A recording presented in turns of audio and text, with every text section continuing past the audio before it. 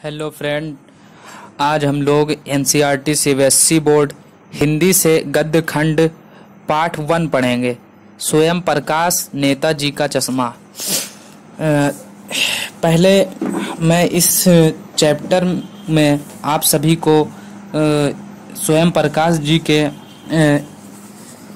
बारे में बताता हूँ, कुछ उनके जीवन से संबंधित।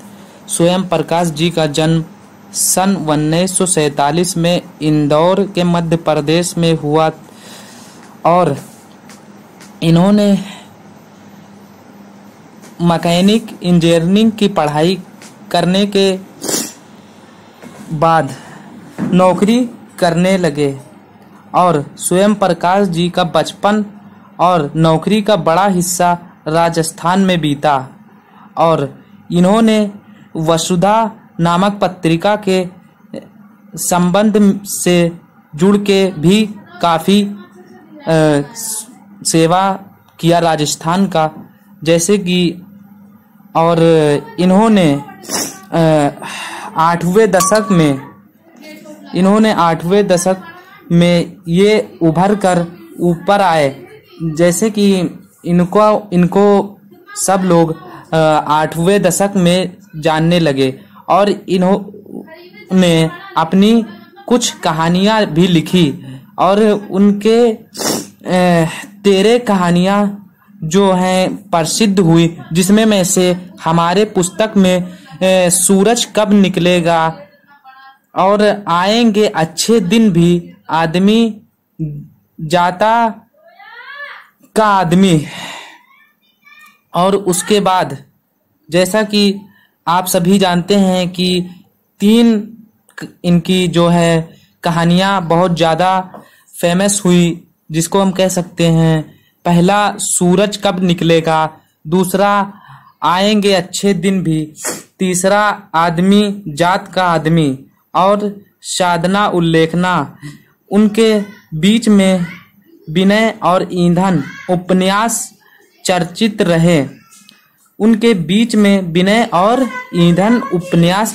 रहे। पहले इनको बहुत से पुरस्कारों से भी सम्मानित किया गया। पहला जैसा कि पुरस्कार जो सम्मानित इनको किया गया है, उनको राजस्थान साहित्यिक एकेडमी पुरस्कार आदि पुरस्कारों से भी उनको सम्मानित किया जा चुका है। और ये मध्य प्रदेश के जीवन में मतलब ये मध्य प्रदेश में इनका जन्म हुआ और ये मध्य प्रदेश में अपना जीवन व्यतीत किए और उसके बाद इन्होंने पढ़ाई लिखाई करके नौकरी में आए और उसके बाद ये स्वयं कहानियाँ भी लिखने लगे।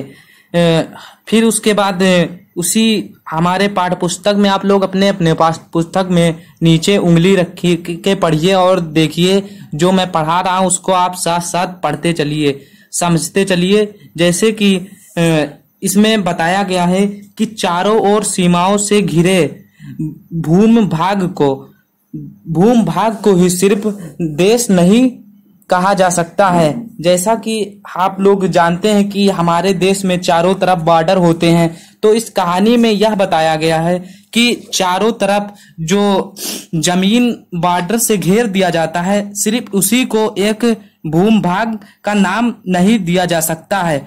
देश बनता है उसमें रहने वाले सभी नागरिकों से।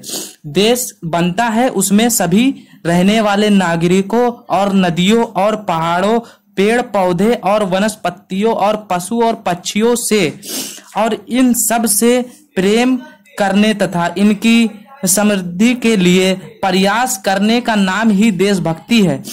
नेताजी का चश्मा कहानी कैप्टन चश्मे वाले के माध्यम से देश के करोड़ों नागरिकों के योगदान को रेखांकित करती है, जो इस देश के निर्माण में अपने अपने तरीके से सहयोग करते हैं। कहानी यह कहती है कि बड़ी ही नहीं मतलब बड़े ही नहीं बल्कि बच्चे भी इसमें शामिल हैं।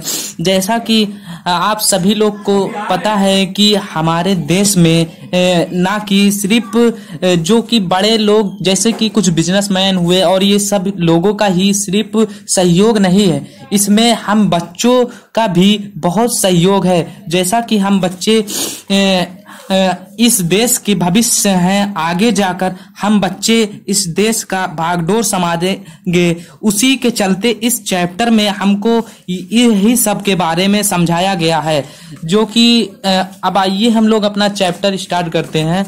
नेताजी का चश्मा। नेताजी का चश्मा, यहाँ पे कहानी हम लोग पढ़ना शुरू करते हैं। हालदार साहब को हर 15वें दिन कंपनी के काम के सिलसिले में उस कस्बे से गुजरना पड़ता था। कस्बा बहुत बड़ा नहीं था जिसे पक्के मकान कहा जा सके, वैसे कुछ ही मकान, और जिसे बाजार कहा जा सके वैसे एक ही बाजार था। मतलब कि यहाँ पे हवलदार साहब एक हैं जो कि कंपनी के सिलसिले से हर 15वें दिन जाते थे अपने कंपनी के काम से बाहर। जहां से जाते वक्त उनके रास्ते में एक कस्बा पड़ता था और उस कस्बे में ना कि बहुत ज्यादा पक्के मकान थे बल्कि कुछ ही मकान पक्के थे और कुछ ही बाजार थे। वैसे यहाँ पर एक ही बाजार था जिसे यहाँ बाजार और मकान कहा जा सके। जैसा कि और कस्बे में एक लड़कों का स्कूल और एक लड़कियों का स्कूल और एक सीमेंट का छोटा सा कारखाना था। यही सब चीज इस कस्बे में था और यहाँ पे बहुत ज्यादा कुछ खास भी नहीं था। और यहाँ पे एक ठो नगर पालिका था। हमारे बुक में जैसा कि लिखा है यहाँ पे एक ठो नगर पालिका भी थी और नगर पालिका जो थी कुछ ना कुछ करती भी रहती थी। कभी कोई सड़क पक्की बनवा देती थी, जैसे कि बनवा कर दे देती थी। जैसे कस्बे में कभी कोई सड़क पक्की बनवा देती थी, कभी कुछ पेशाब घर बनवा दी और कभी कबूतरों की छतरी बनवा दी, कभी सम्मेलन करवा दिया। इसी नगर पालिका के किसी उत्सव बोर्ड या जैसे कि कुछ उत्सव बोर्ड में, जैसे कि जब कहीं नगर पालिका में उत्सव या कुछ होता है तो वहां पे अधिकारी भी आते हैं और उन्हीं अधिकारियों ने एक बार शहर के मुख्य बाजार के मुख्य चौराहे पर नेताजी सुभाष चंद्र बोस, जैसा कि आप लोग नेताजी सुभाष चंद्र बोस को जानते हैं, ये हमारे देश में मतलब कि हमारे देश के लिए इन्होंने बहुत बड़ा सहयोग दिया है। और नेताजी सुभाष चंद्र बोस को ऐसा कोई नहीं है जो कि ना जानता हो, जानता सब लोग इनका नाम सुने हैं। तो इस चैप्टर में जैसा कि बताया गया है सुभाष चंद्र बोस की एक जैसे कि लगवा दी, जैसे कि सुभाष चंद्र बोस की एक मूर्ति लगवा दी जो कि किसकी थी, संगमरमर की थी। और यहाँ कहानी उसी प्रतिमा के बारे में है, जो कि यह कहानी लिखा गया है उसी प्रतिमा के बारे में लिखा गया है, बल्कि उसके भी एक छोटे से, बल्कि इसमें बताया गया है कि बल्कि उसके भी एक छोटे से हिस्से के बारे में ही सिर्फ लिखा गया है, ना कि पूरा लिखा गया है। पूरी बात तो अब पता नहीं, लेकिन लगता है कि देश के अच्छे जो इसमें बताया गया है कि देश के जो अच्छे मूर्ति, जैसे कि जो मूर्ति बनाते थे, मूर्तिकारों की जानकारी नहीं होने और अच्छी मूर्ति की लागत अनुमान और उपलब्ध बजट से कहीं बहुत ज्यादा होने के कारण काफी समय, जैसे कि मूर्ति की बजट काफी ज्यादा थी, उसी के चलते काफी समय यहाँ पे जो कि है चिट्ठी पत्ती में बर्बाद हुए और होंगे। और जैसे कि इसमें बर्बाद हुआ और होगा, जैसे कि काफी समय से इस मूर्ति को, जैसे कि पहले मूर्ति बहुत महंगे आते थे संगमरमर के पत्थर, उसी के चलते यहाँ पे बताया गया है कि कुछ मूर्ति चिट्ठी पत्री में बर्बाद हुए होंगे और बोर्ड की समृद्धि समाप्त होने की घड़ियों में किसी स्थानीय कलाकार को ही अवसर देने का निर्माण किया गया होगा। और अंत में कस्बे के जो कि अंत में कस्बे के जो कि इसमें जैसे कि कहानी में बताया गया है कि अंत में जैसे कि कस्बे में पूरे एक ही स्कूल था, इकलौता हाई स्कूल के इकलौते ड्राइंग, जो वहाँ के ड्राइंग मतलब जो कि कलाकार थे, ड्राइंग मास्टर मान लिए, जैसे कि इसमें लिखा गया है, मान लीजिए मोतीलाल जी को ही, जैसे कि इसमें लिखा गया है कि इकलौते ड्राइंग मास्टर मान लीजिए वहाँ के इकलौते हाई स्कूल के, और मोती जी को ही यह काम सौंप दिया गया होगा, जो महीने भर में मूर्ति बनाकर पाठक देने का विश्वास दिला रहे थे। जो जैसे कि इसमें बताया गया है कि वो मोतीलाल जी महीने भर में मूर्ति पटक देने का मतलब क्या, कि मूर्ति तैयार करके मतलब दे देंगे आपको, इस ऐसा विश्वास दिलाया। जैसे कि कहा जा चुका है कि मूर्ति संगमरमर की थी, टोपी की नोक से कोट के दूसरे बटन तक कोई 2 फुट ऊंची, जिसे कहते हैं बास्ट, और सुंदर थी। नेताजी सुंदर लग रहे थे, कुछ मासूम भी, और काशिम मतलब कि कमशीन, जैसे कि फौजी वर्दी में। मूर्ति को देखते ही दिल्ली चले और तुम मुझे खून दो वगैरह याद आने लगते थे। जैसा कि इस कहानी में बताया गया है कि मूर्ति को देखते ही दिल्ली चलो और तुम मुझे खून दो और मैं तुम्हें आज़ादी दूंगा। ये जैसे कि नेताजी सुभाष चंद्र के माध्यम से कहा गया बहुत ही महत्वपूर्ण लाइन है कि नेताजी मतलब जो नेताजी से यहाँ पे जो उनकी मूर्ति बनी थी वो काफ़ी सुंदर लग रही थी, कुछ मासूम भी लग रहे थे नेताजी और कमसीन भी, फौजी के वर्दी में थे। मूर्ति को देखते ही दिल्ली चले और जैसे कि इस तरह महसूस होने लगता था कि तुम मुझे खून दो वगैरह याद आने लगते थे। इस पाठ में जैसा कि इस पुस्तक के पाठ में लिखा गया वगैरह याद आने लगते थे। इस दृष्टि से यह सफल और सराहनीय प्रयास था। केवल एक चीज की कसर थी जो देखते ही खटकती थी, नेताजी के आंखों पर चश्मा नहीं था। अब बताइए भाई, नेताजी के आंखों पे चश्मा ही नहीं था, जो कि सुभाष चंद्र बोस हमेशा चश्मा पहना करते थे, यानी चश्मा तो था। अब इस में बताया गया है थोड़ा घुमा के, यानी चश्मा तो था लेकिन संगमरमर का नहीं था। अब भाई चश्मा भी संगमरमर का कैसे हो सकता है? जैसा कि मूर्ति है तो चश्मा संगमरमर का बनवा सकते हैं, लेकिन इसमें कहानी में घुमा के बताया गया है एक समान और समूचे के चश्मे का चौड़ा काला फ्रेम मूर्ति को पहना दिया गया था। मूर्ति को एक काला चश्मा जिसका फ्रेम चौड़ा था वो पहना दिया गया था। हालदार साहब, अब देखिए फिर हालदार साहब की बात आ गई यहाँ पे। हालदार साहब जब पहली बार इस कस्बे से गुजरे और चौराहे पर पान खाने रुके, तभी उन्होंने इस लक्षित किया, मतलब कि लक्षित मतलब इसे देखा और उनके चेहरे पर एक मुस्कान आ गई। कैसी मुस्कान आ गई? बहुत ही कौतुक भरी मुस्कान, इसका मतलब कि बहुत ही प्यारी मुस्कान फैल गई। वाह भाई! और उन्होंने हवलदार साहब ने बोला, वाह भाई, यह आइडिया भी ठीक है, मूर्ति पत्थर की लेकिन चश्मा रियल। अब ऐसा मतलब हवलदार साहब ने बोला और फिर